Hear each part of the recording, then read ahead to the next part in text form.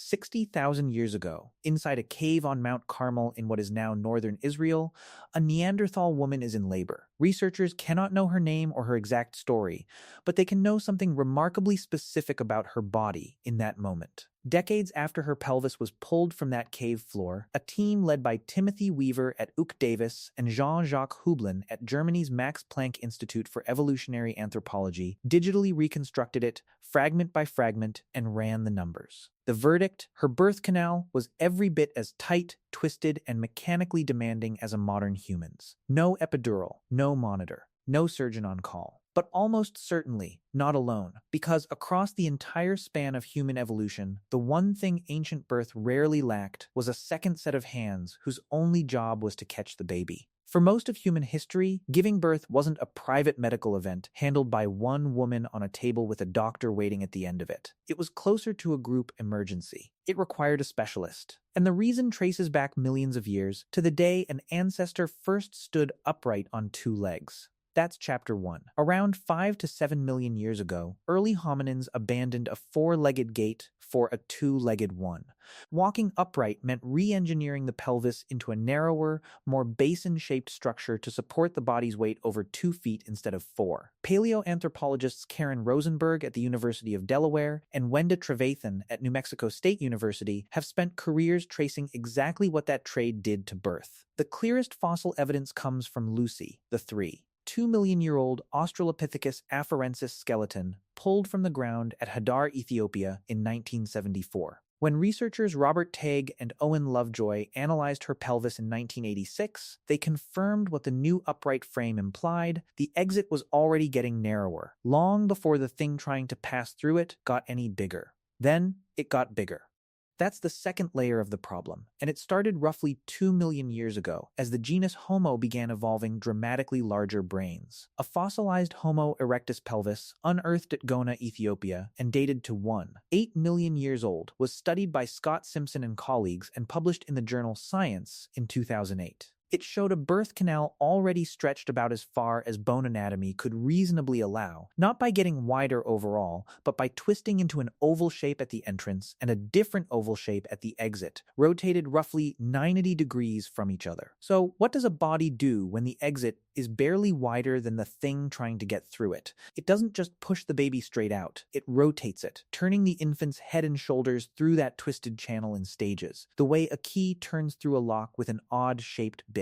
And here's the detail that changes everything. Because of that rotation, human babies are typically born facing away from their mother, not toward her. Chimpanzee mothers can reach down, guide their newborn's head, and pull it up and toward their own body without much risk. A human mother trying the same maneuver on a backward-facing infant risks bending its spine or damaging its neck. It is, evolutionarily speaking, a design flaw, and evolution does not offer refunds, which means someone else has to be the hands. Rosenberg and Trevathan laid out the argument formally in a 2002 paper in the journal JOG, provocatively titled Birth, Obstetrics, and Human Evolution. Their case: routine-assisted birth may be older than agriculture, older than writing, arguably older than almost anything else humans consider foundational to civilization. Trevathan, notably, trained as a midwife herself before turning the question into a research career. Their conclusion is blunt: midwifery may be the actual oldest profession. But here's the disturbing part, or at least the part that should be. This wasn't unique to modern humans. That reconstructed Neanderthal pelvis from Mount Carmel shows the same tight, twisted mechanics tens of thousands of years before a single anatomically modern human existed. An entirely separate human species faced the identical anatomical trap, which means the solution, someone standing by, specifically to help,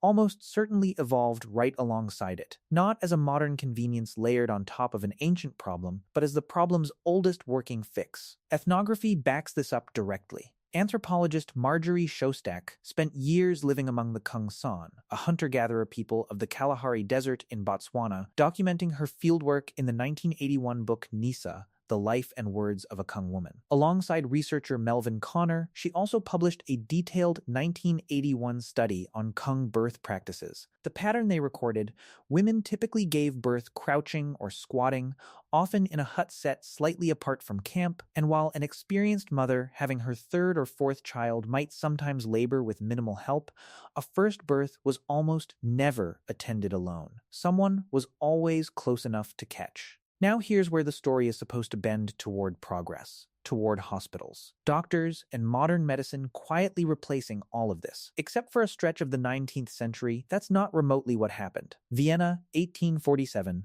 the Vienna General Hospital ran 2 maternity wards side by side. The first clinic was staffed by physicians and medical students. The second clinic was staffed entirely by midwives. Patients were assigned to one or the other, essentially at random, on alternating days. In April of 1847, maternal mortality in the doctor's clinic hit 3%. In the midwives' clinic, over the same years, it hovered around 2 to 3%, roughly 5 times lower. Women in the wards knew it. Some begged not to be assigned to the doctor's side. A physician named Ignaz Semmelweis eventually found the reason, and it had nothing to do with skill. The medical students in the first clinic routinely performed autopsies in the hospital's dissecting room, then walked straight into the delivery ward without washing their hands. The midwives never went near the dissecting room at all. In May of 1847, Semmelweis ordered every physician and student on his ward to scrub with a chlorinated lime solution before touching a patient. By June, mortality on that same ward had collapsed to